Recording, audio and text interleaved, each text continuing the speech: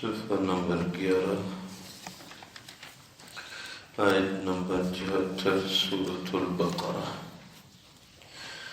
اعوذ باللہ من الشیطان الرجیم، بسم اللہ الرحمن الرحیم۔ وَإِذَا لَقُوا الَّذِينَ آمَنُوا قَالُوا آمَنَّا وَإِذَا خَلَا بَعْضُهُمْ إِلَى بَعْضٍ قَالُوا وَتُحَدِّثُونَهُمْ بِمَا فَتَحَ اللَّهُ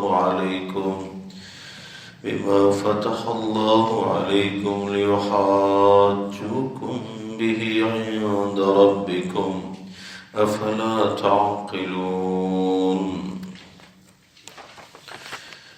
اللہ تبارک و تعالی فرماتے ہیں وَإِذَا لَقُوا الَّذِينَ آمَنُوا قَالُوا آمَنَّا۔ منافقین جب ایمان والوں سے ملتے ہیں کہتے ہیں کہ ہم مومن ہیں۔ وَإِذَا خَلَا بَعْضُهُمْ إِلَى بَعْضٍ، جب علیحدہ ہو جاتے ہیں بعض کے ساتھ مل کے، قَالُوا أَتُحَدِّثُونَهُمْ بِمَا فَتَحَ اللَّهُ عَلَيْكُمْ، تو آپس میں کہتے ہیں کہ آپ لوگ یہ مسلمانوں کو بیان کرتے ہو ایسی باتیں جو اللہ نے تمہارے اوپر کھول دی ہیں، لِيُحَاجُّوكُمْ بِهِ عِندَ رَبِّكُمْ، تاکہ یہ مسلمان یہ تمہارے رب کے ہاں ان باتوں کو دلیل بنائے۔ افلا تعقلون، کیا تم سمجھتے نہیں ہو؟ وَلَا يَعْلَمُونَ أَنَّ اللَّهَ يَعْلَمُ مَا يُسِرُّونَ وَمَا يُعْلِنُونَ، کیا یہ لوگ نہیں جانتے کہ اللہ تبارک و تعالیٰ تو ان تمام کاموں کو جانتے ہیں جو یہ لوگ خفیہ کر رہے ہیں یا ظاہراً کر رہے ہیں۔ وَمِنْهُمْ أُمِّيُّونَ لَا يَعْلَمُونَ الْكِتَابَ، یہودی منافقین میں سے ایسے لوگ ہیں جو کہ کتاب تورات کو نہیں جانتے، إِلَّا أَمَانِيَّ، مگر ان کی امیدیں ہیں زبان پہ، وَإِنْهُمْ إِلَّا يَظُنُّونَ، یہ صرف گمان کرنے والے ہیں۔ فَوَيْلٌ لِلَّذِينَ يَكْتُبُونَ الْكِتَابَ بِأَيْدِيهِمْ، ہلاکت ہے ان لوگوں کو جو کہ اپنے ہاتھوں سے کتاب کے احکام لکھتے ہیں، ثُمَّ يَقُولُونَ هَذَا مِنْ عِنْدِ اللَّهِ، پھر کہتے ہیں یہ اللہ کی طرف سے احکامات ہیں، لِيَشْتَرُوا بِهِ ثَمَنًا قَلِيلًا، تاکہ حاصل کر لیں کچھ تھوڑے سے پیسے۔ فَوَيْلٌ لَهُمْ مِمَّا كَتَبَتْ أَيْدِيهِمْ، ہلاکت ہے ان لوگوں کو جو کہ اپنے ہاتھوں سے تورات کے احکام لکھتے ہیں۔ وَوَيْلٌ لَهُمْ مِمَّا يَكْسِبُونَ، اور ہلاکت ہے ان کو جنہوں نے اس کو اپنا کسب بنا رکھا ہے۔ اللہ تبارک و تعالی ان آیات مبارکہ میں یہودیوں کا تذکرہ فرماتے ہیں۔ منافقین جہاں مشرکین میں سے تھے تو یہودیوں میں سے بھی تھے، ظاہراً کہا کرتے تھے کہ ہم ایمان لا چکے ہیں، لیکن دل سے ایمان کے قائل نہیں تھے۔ یہودی یہ باتیں سنایا کرتے تھے کہ ہماری کتاب تورات کے اندر حضور اقدس صلی اللہ علیہ وسلم کی مبارک ذات کی رسالت کا تذکرہ موجود ہے، اور واقعی موجود بھی تھا۔ منافقین مدینہ ان کو کہتے تھے کہ یہ باتیں تو آپ لوگوں نے خود ان کو بتلائی ہیں جو اللہ نے تمہیں بتائی تھی۔ جب آپ لوگوں نے مسلمانوں کو یہ باتیں بیان کر دی تو یہ تو خود آپ لوگوں نے اپنے خلاف دلیل بنا دی ہے کہ جب تم خود کہتے ہو کہ تورات میں لکھا ہے، پھر اس نبی کی رسالت آپ لوگ کیوں نہیں مانتے؟ تو مشرکین منافقین یہودیوں سے کہا کرتے تھے کہ یہ باتیں ان کو مت سنایا کرو کہ تورات میں بھی آخری نبی کا تذکرہ ہے۔ حالانکہ اللہ تبارک و تعالیٰ تو جانتے ہیں جو کچھ لوگ خفیہ کرتے ہیں یا ظاہراً کرتے ہیں۔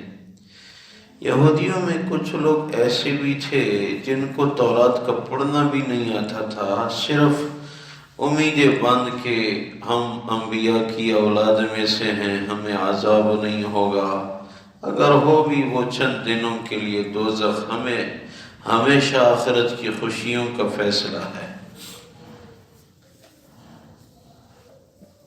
اللہ تبارک و تعالیٰ ان کی عام کسب اور عادت کا تذکرہ فرماتے ہیں کہ یہ لوگ تورات کے احکامات اپنے ہاتھوں سے لکھے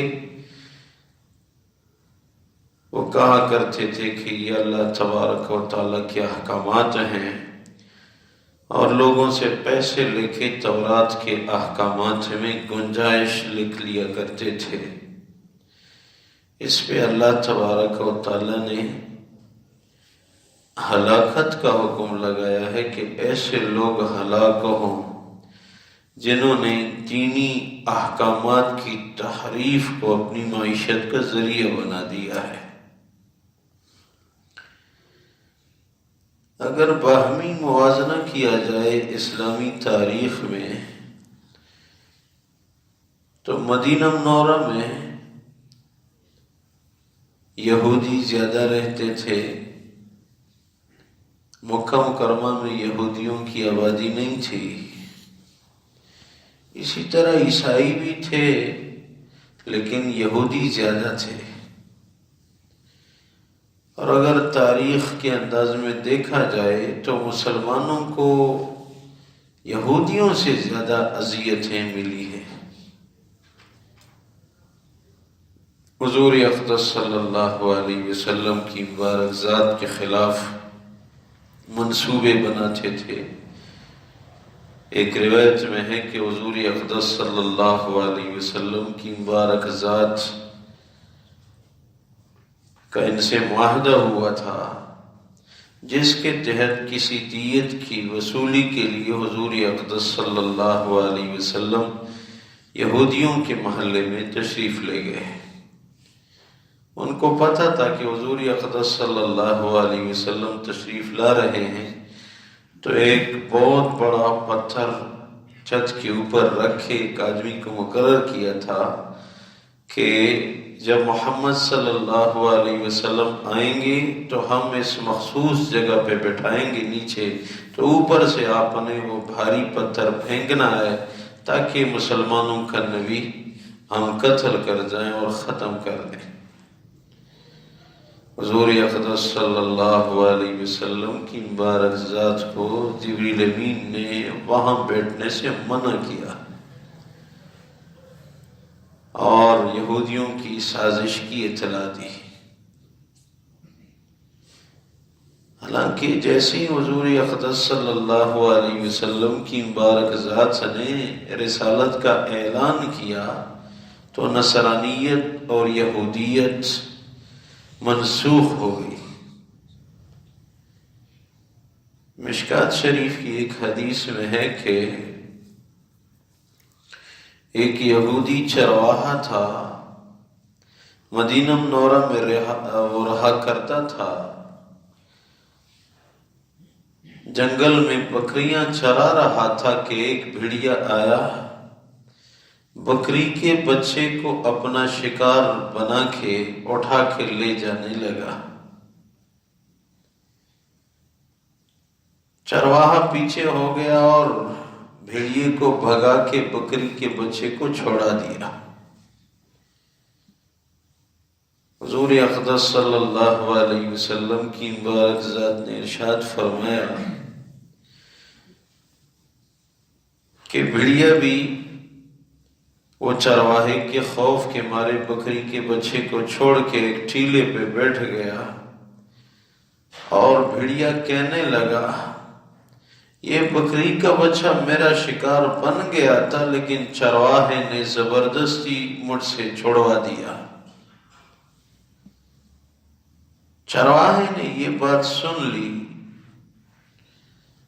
چرواہے نے اپنے ساتھ کہا عجیب بات ہے، آج بھیڑیا بھی بولنے لگا کہ مجھ سے بکری کا بچہ اس راعی نے چرواہے نے چھوڑا دیا، یہ کیا عجیب کام ہو گیا کہ بھیڑیا بھی بول رہا ہے۔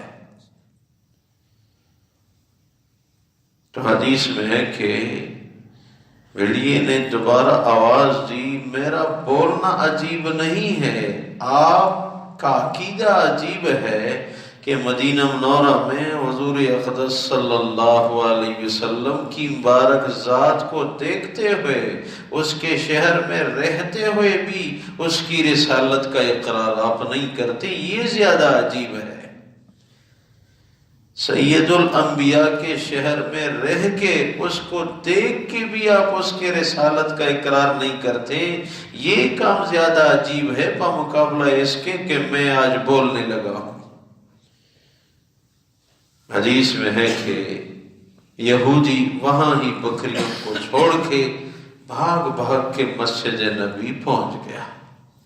حضور اقدس صلی اللہ علیہ وسلم کی مبارک ذات تشریف فرماتے، صحابہ کرام تشریف فرماتے، حضور کی خدمت میں حاضر ہوئے اور اپنا یہ پورا واقعہ سنایا اور بلند آواز سے کلمہ شہادت پڑھ کے مسلمان ہو گیا۔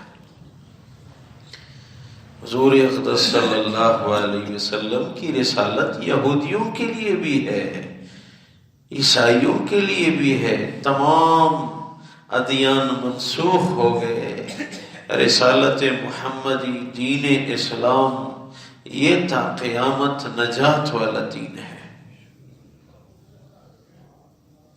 بس یہ سوچنا چاہیے یہ نعمت اللہ نے تو ہمیں ماں کے گود میں دی ہے، اب اس پہ عمل کی ضرورت ضرور ہے۔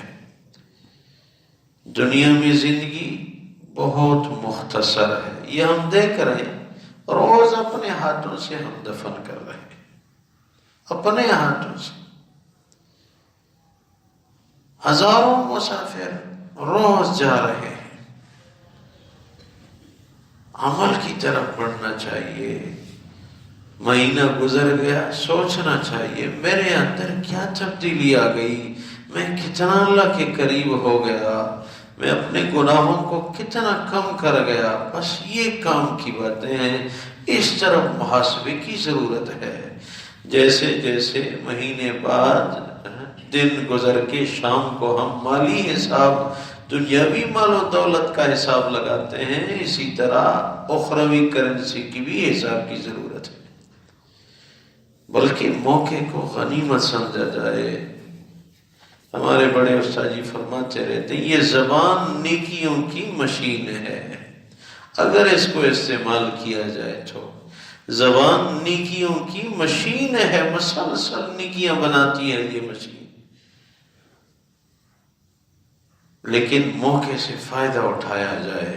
قرآن کریم اسی طرف ترغیب دیتا ہے، اور یہودی اور عام منافقین کا تذکرہ فرماتے ہیں وَإِذَا لَقُوا الَّذِينَ آمَنُوا قَالُوا آمَنَّا، جب ایمان والوں سے منافقین ملتے ہیں کہتے ہیں کہ ہم نے ایمان لایا ہے۔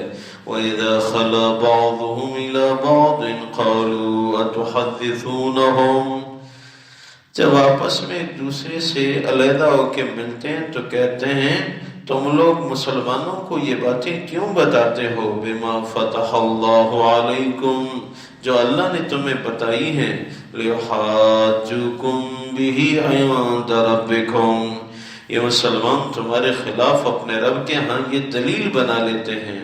افلا تعقلون، کیا تم سمجھتے نہیں ہو؟ اولا یعلمون ان اللہ یعلم ما یسرون وما یعلنون، کیا یہ لوگ نہیں جانتے کہ اللہ تبارک و تعالیٰ کو تو علم ہے جو کچھ لوگ خفیہ کر رہے ہیں اور ظاہراً کر رہے ہیں۔ وَمِنْهُمْ أُمِّيُّونَ لَا يَعْلَمُونَ الْكِتَابَ إِلَّا أَمَانِيَّ وَإِنْهُمْ إِلَّا يَظُنُّونَ، ان یہودیوں میں سے ایسے ہیں جو کہ ان پڑھ ہیں، تورات پڑھنا لکھنا ان کو نہیں آتا مگر امیدیں باندھے ہوئے ہیں اور اپنے گمان پہ زندگی گزار رہے ہیں۔ فَوَيْلٌ لِّلَّذِينَ يَكْتُبُونَ الْكِتَابَ بِأَيْدِيهِمْ، ہلاکت ہے ان لوگوں کو جو کہ تورات کو اپنے ہاتھوں سے لکھتے ہیں، ثم یقولون ھذا من عند اللہ، پھر لوگوں کو کہتے ہیں یہ اللہ کے احکامات ہیں، یہ اللہ کی طرف سے ہیں، لیشتروا بہ ثمنا قلیلا، تاکہ لوگوں سے دنیا کے تھوڑے سے پیسے حاصل ہوں، فویل لہم مما کتبت ایدیہم وویل لہم مما یکسبون، پس ہلاکت ہے ان کو جو کہ اپنے ہاتھوں سے تورات کی باتیں لکھتے ہیں، اور ہلاکت ہے ان کو جنہوں نے اس کو ذریعہ معاش بنا رکھا ہے۔ اللہ اپنی بارگاہ میں قبول فرمایا، اللہ خلوص الہیت نصیب فرما، اعمال صالحہ والی زندگی نصیب فرما، اے اللہ ہم سب کی مغفرت فرما، جائز حاجات پوری فرما۔ جو بھائی آج انتقال کر گئے ان کے متعلق یا اللہ دعا ہے ان کی مغفرت فرما، یا اللہ مردگان اہل اسلام جتنی بھی رحلت فرما چکے ہم سب کے رشتہ دار اقربا تعلق والے میرے والدین سمیت، یا اللہ سب کی مغفرت فرما، جن کی مغفرت ہو چکی ان کو درجات رفع نصیب فرما، جن کے درجات رفیع ہیں ان کو شفاعت کا ذریعہ بنا، ہم جو زندہ ہیں یا اللہ ہمیں موت کی تیاری کی توفیق نصیب فرما، آخری خاتمہ بالخیر یا اللہ ہم سب کو عنایت فرما۔ وأفوض أمري إلى الله إن الله بصير بالعباد برحمتك وكرمك يا أرحم الراحمين۔